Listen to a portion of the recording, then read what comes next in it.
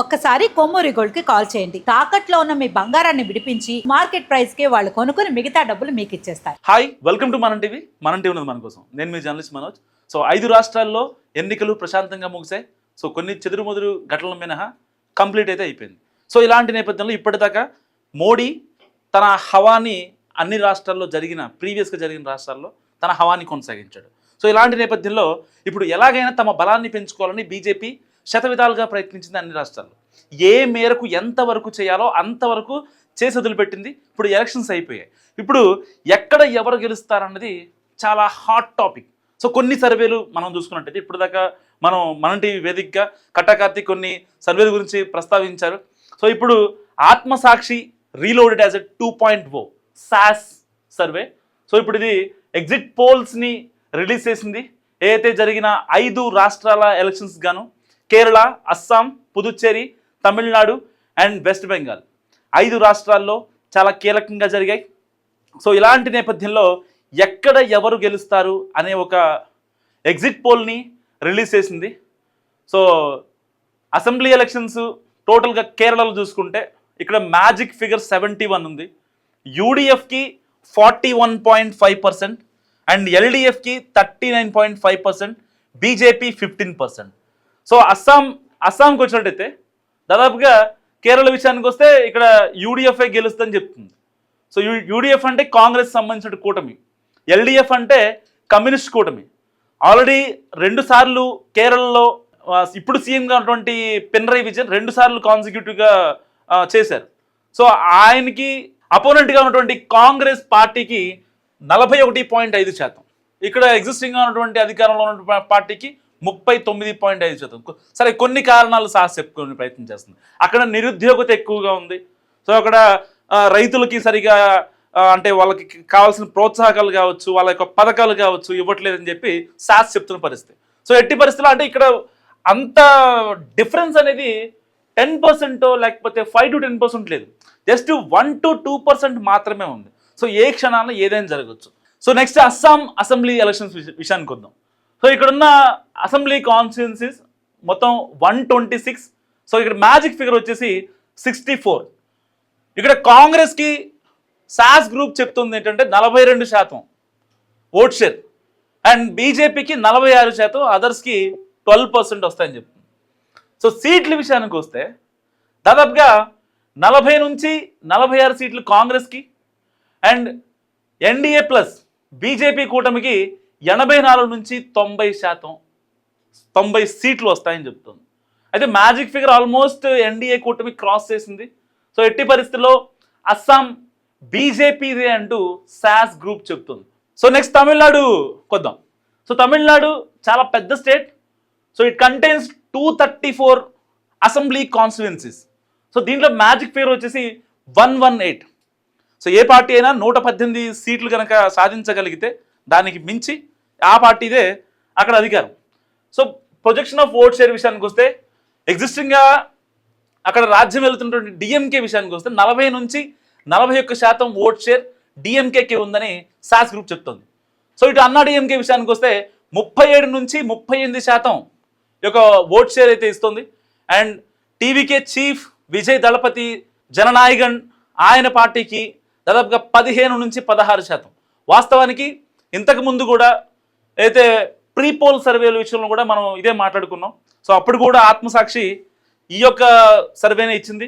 And exit poll విషయంలో కూడా same చెప్పగలుగుతుంది. అంటే వాస్తవానికి అందరూ సీఎంగా విజయ్ ప్రమాణ స్వీకారం చేస్తారు, ప్రమాణ స్వీకారం కోసం వెయిట్ చేస్తారు అనేది ఇప్పుడు దేశవ్యాప్తంగా ఒక సెన్సేషన్గా మారింది. ట్విట్టర్లో కూడా సీఎం దళపతి విజయ్ అంటూ కూడా హ్యాష్ట్యాగ్లు ట్రెండింగ్ చేస్తుంటే పరిస్థితి.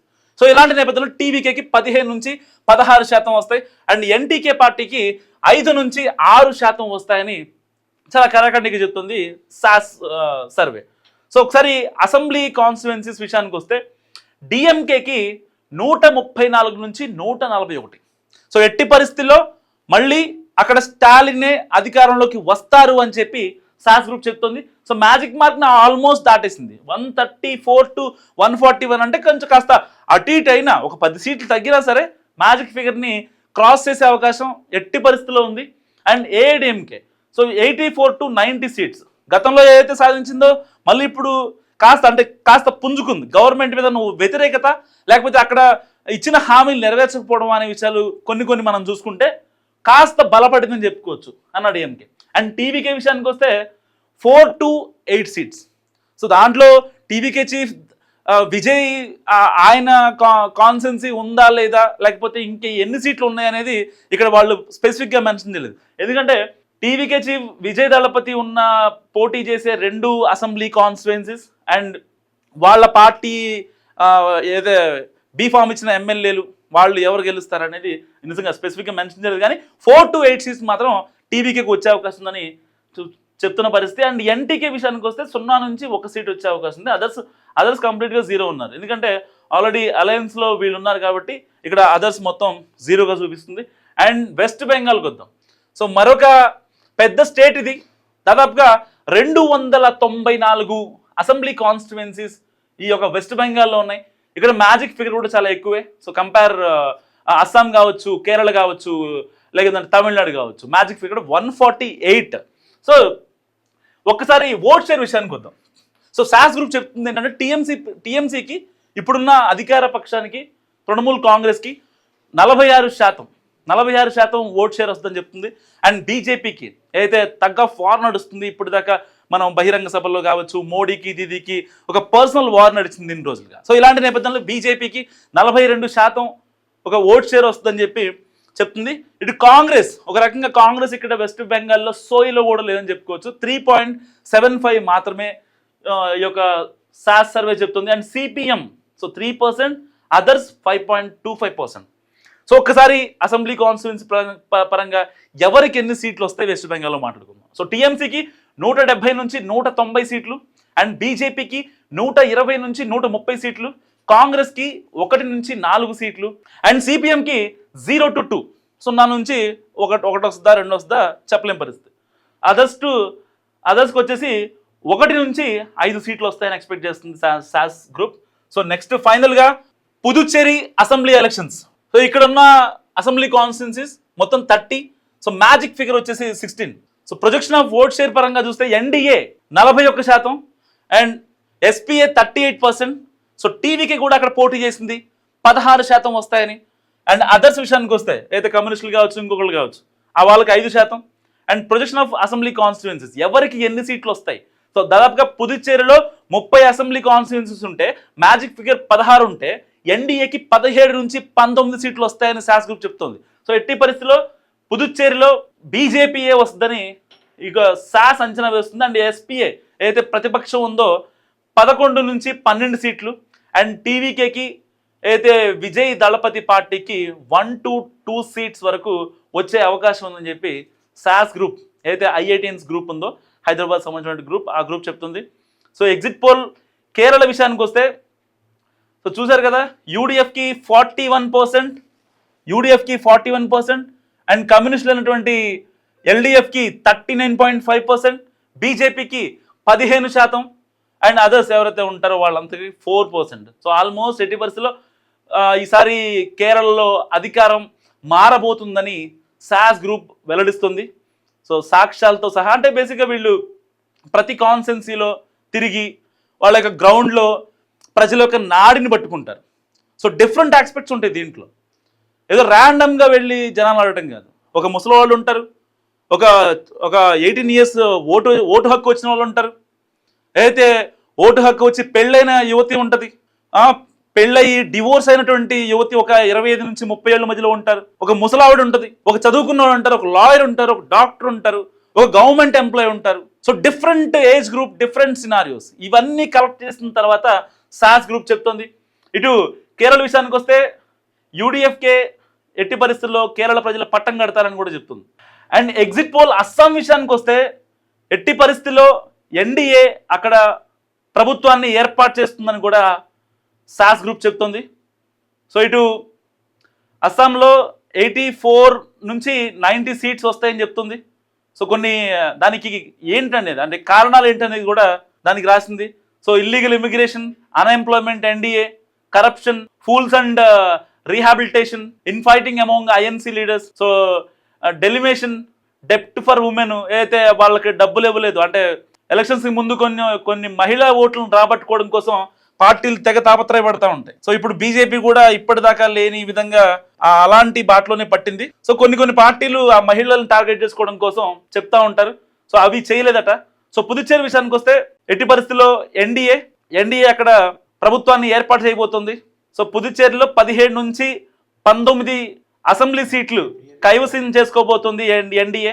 అండ్ ఫైనల్గా తమిళనాడు ఎట్టి పరిస్థితుల్లో డిఎంకే కూటమి, డిఎంకే ప్లస్ 40 నుంచి 41% ఓట్ షేర్తో అక్కడ తమిళనాడులో బాగా వేయబోతుంది. దాదాపుగా 118 మ్యాజిక్ ఫిగర్ ఉంటే అయితే మొత్తం అసెంబ్లీ కాన్సెస్ 234. సో డిఎంకేకి 134 నుంచి 141 సీట్ల మధ్యలో వచ్చే అవకాశం ఉందని సాస్ గ్రూప్ అంచనా వేస్తుంది. సో ఇలాంటి నేపథ్యంలో నార్త్ రీజియన్ ఇంకా అంటే పర్టికులర్గా ఎక్కడెక్కడ వాళ్ళు స్ట్రాంగ్గా ఉన్నారు, ఎన్ని సీట్లు ఎక్స్పెక్ట్ చేయొచ్చు. నార్త్ రీజియన్లో డిఎంకేకి 39 to 40 సీట్స్ వచ్చే అవకాశం ఉంది. సో కొంగునాడు రీజియన్లో 23 to 25 సీట్స్, అండ్ డెల్టా రీజియన్లో 38 to 39, అండ్ సౌత్ రీజియన్లో 34 to 37 సీట్స్ అయితే ఇప్పుడు అధికారంలోకి రాబోతుందో డిఎంకేకి వస్తాయని చెప్తుంది. సో ఈ మొత్తం కలిపితే 134 నుంచి 141 సీట్లతో తమిళనాడులో డిఎంకే బాగా వేయబోతుందని సాస్ గ్రూప్ చెప్తుంది. సో ఇది అంటే ఫ్యాక్టర్స్ ఏంటంటే unemployment, law and order, women safety and alcohol and drugs. So అంటే అక్కడ ఉన్న ఏదైతే ఏఐడిఎంకి కావచ్చు, టీవీకి కావచ్చు, కొన్ని అక్కడ సీట్లు స్ప్లిట్ అవ్వడానికి రీజన్ ఏంటంటే కొన్ని వీళ్ళు ఫిగర్ చేశారు, అన్ఎంప్లాయ్మెంట్, నిరుద్యోగత అండ్ లా అండ్ ఆర్డర్ కరెక్ట్గా లేదని. సో నెక్స్ట్ వెస్ట్ బెంగాల్కి వద్దాం. టీఎంసీకి 46%, బీజేపీకి 42%. సో ఎట్టి పరిస్థితుల్లో మళ్ళీ టీఎంసీనే వెస్ట్ బెంగాల్లో ప్రభుత్వాన్ని ఫామ్ చేస్తుందని సాస్ గ్రూప్ చెప్తోంది. దాదాపుగా 148 సీట్లు మ్యాజిక్ ఫిగర్ ఉంది వెస్ట్ బెంగాల్లో. 294 సీట్లు మొత్తంగా ఉన్నాయి. దాంట్లో టీఎంసీ 170 నుంచి 190 సీట్ల వరకు రావచ్చని సాస్ గ్రూప్ అంచనా వేస్తుంది. సో ప్రతిపక్షంగా బీజేపీ ఉండబోతోంది. సో బీజేపీ చాలా గట్టిగా ఫైట్ చేసింది వెస్ట్ బెంగాల్లో. ఎలాగైనా సరే అధికారాన్ని తెచ్చుకోవాలి, అధికారాన్ని చేజెక్కించుకోవాలని చెప్పి శతవిధాలుగా ప్రయత్నించారు. సో అయినా సరే అక్కడ కొన్ని ఇప్పుడైతే మనం చూస్తున్నాం ఎగ్జిట్ పోల్స్ ప్రకారం అక్కడ టీఎంసీ మళ్ళీ ఫామ్ చేస్తుంది గవర్నమెంట్ అని చెప్తుంది. సో ఈ 5 రాష్ట్రాల ఎన్నికలపై మీరేమనుకుంటున్నారు? ఏ రాష్ట్రంలో ఏం గెలుస్తుంది అనుకుంటున్నారు? మస్ట్గా కామెంట్ చేసి ప్రయత్నించండి. చూస్తూనే ఉండండి మన టీవీ.